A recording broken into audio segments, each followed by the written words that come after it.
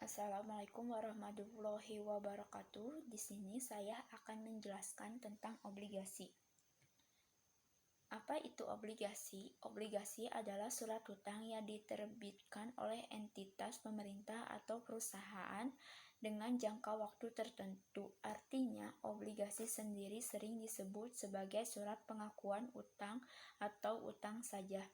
Dalam pengertian obligasi, penerbit surat utang tersebut berarti mengakui telah berhubungan pada pembeli obligasi sesuai dengan waktu jatuh tempo yang disepakati. Sederhananya, obligasi adalah debitur sementara pembeli obligasi adalah kreditur atau investor. Pembayaran yang harus dilunasi tersebut yakni utang pokok ditambah dengan bunga. Dalam kondisi obligasi, istilah bunga lebih sering disebut sebagai kupon.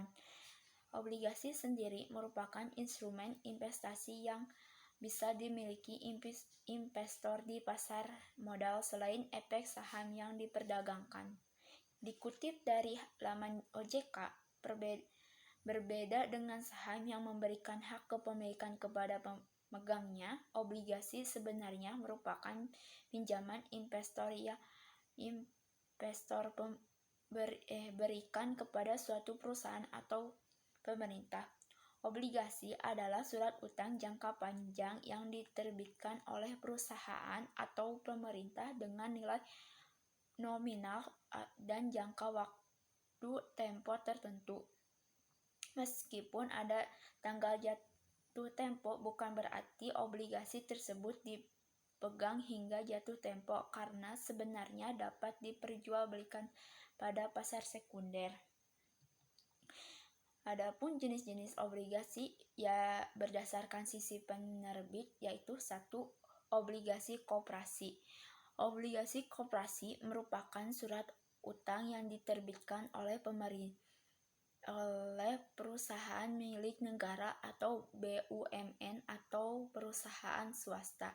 Sedangkan yang kedua, obligasi daerah, yaitu merupakan surat utang yang diterbitkan oleh pemerintah daerah. Tujuannya untuk membantu pemerintah daerah dalam melakukan pembangunan. Yang ketiga, obligasi pemerintah adalah merupakan surat utang yang diterbitkan oleh pemerintah di Indonesia. Obligasi jenis ini diterbitkan setiap 1 tahun sekali dengan nama obligasi negara retail atau ORI. Pertama diterbitkan pada Agustus tahun 2006. Adapun yang kedua, jenis obligasi berdasarkan nominalnya. Yang pertama, obligasi retail adalah surat utang yang mempunyai nominal yang kecil, contohnya 1 juta rupiah. Yang kedua, obligasi konvensional merupakan obligasi atau surat utang dengan nominal yang sangat besar, yakni kurang lebih 1 miliar per slotnya. Adapun perbedaan obligasi dan saham. Pemilik saham memiliki hak atas keuntungan perusahaan dan juga hak suara, sedangkan pemilik hanya berstatus sebagai pemberi utang. Perusahaan penerbit saham menjual sebagian pemiliknya kepada pihak lain, sementara perusahaan penerbit obligasi menerbitkan surat utangnya yang bisa dibeli. Perbedaan saham dan obligasi lainnya adalah pada resiko. Obligasi adalah investasi yang minim resiko, bahkan bisa dibilang tanpa resiko jika diartikan obligasi diterbitkan oleh pemerintah.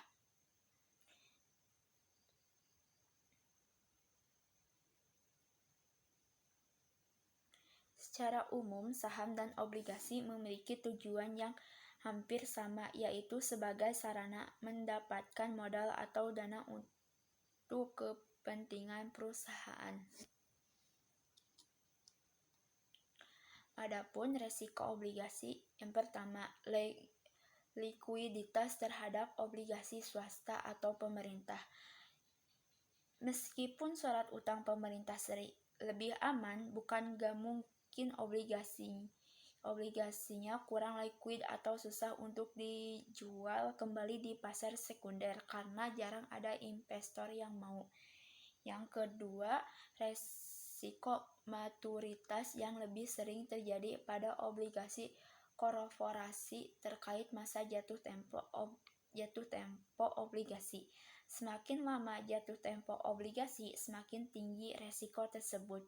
Cara menyiasatinya, investor bisa meminta maturitas premium atau surat hutang yang jatuh temponya lebih pendek, misalnya 3 tahun.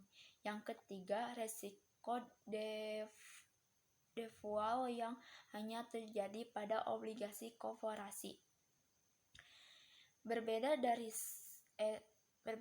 SUN, obligasi korporasi tidak dijamin pemerintah. Investor harus menyadari resiko default atau gagal bayar seandainya perusahaan bangkrut. Mungkin hanya itu yang bisa saya sampaikan. Wassalamualaikum warahmatullahi wabarakatuh.